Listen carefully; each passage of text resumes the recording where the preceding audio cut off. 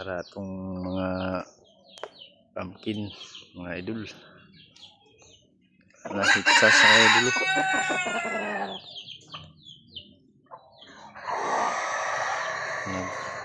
nagpupugi na isa white wing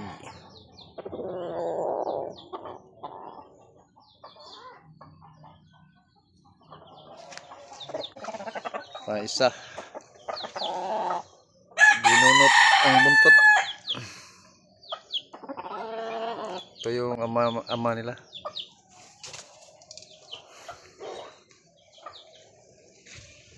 With payong pa rin yun.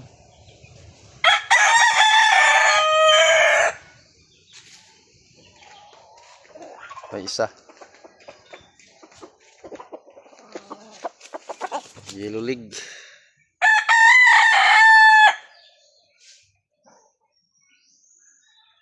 Medyo dilaw pa rin pa ilang mga manghod.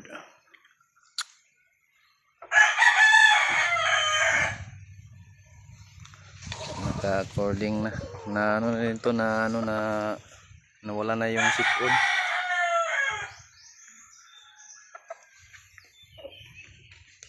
Ito pa isa. Ano isa? Kapatid yan sila oh. Tatlo yan kaso namatay yung isa.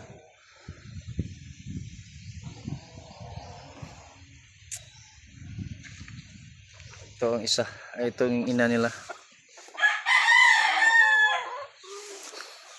Pabreed na natin to ulit. Itong pumpkin. Inintay ko lang na ano to mag-itlog ulit. Kasi bago lang to na hiwalay sa kanyang mga sisiw. Yan pa ito isa.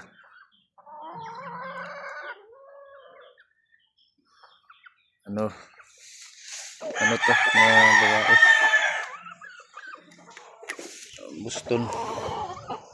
Boston sweater roundhead. Boston roundhead. Nangitlog na yan ng ano tatlong piraso na yung itlog. Ito yung pinabreed ko. 2 times winner.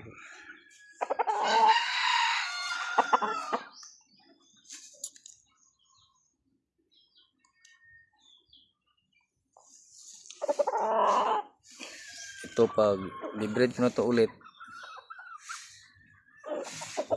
ito na yung gagamitin ko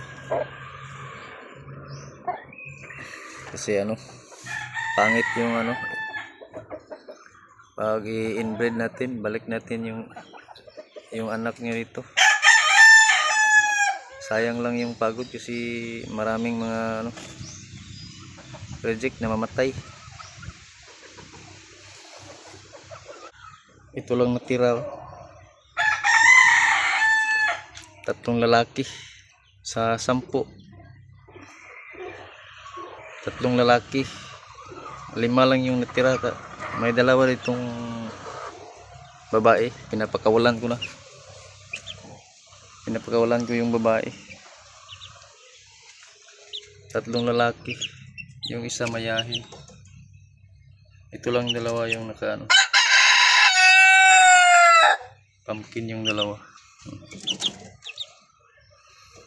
Yung iba namatay. Pangit talaga pag ano inbreed. Yung magkadugo lang. Okay lang yung napakalayo na nila. Yung mga kapatid sa ama lang. Pero ito yung ano talaga to sila. Magkadugo talaga yung pinagpares.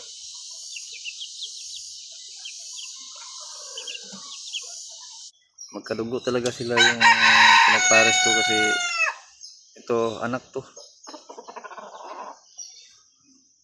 Anak at ina yung ginamit ko. At yun yung labas, yung tatlo. Lalaki. Kaso 10, ay hindi yun 10. 18 piraso yun lahat. Yun lang ang nabuhay, 5 lang yung nabuhay. 3 lalaki at 2 babae. Kaya kung mag-breed na ako sunod kaso yung isang lalaki na yung gamitin ko, hindi na yung anak.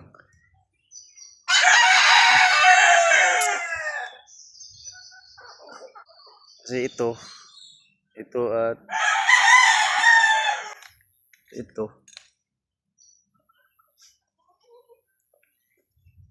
ito na yung ama nila. Itong ama nila sa yan. Yung dalawa yan.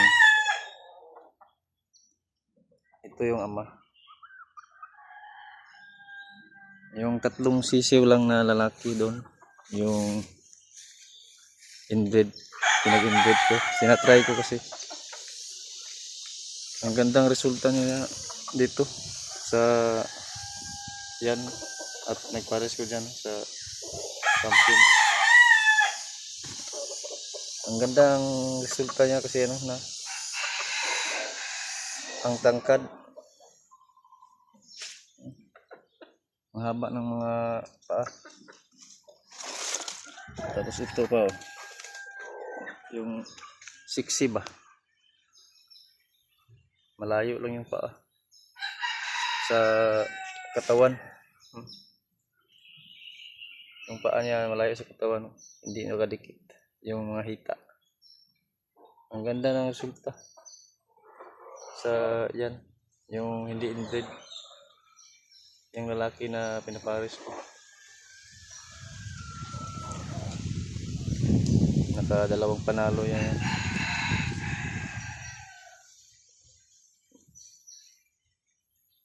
So, hanggang dyan na lang ang ating video mga idol. Maraming salamat sa inyo.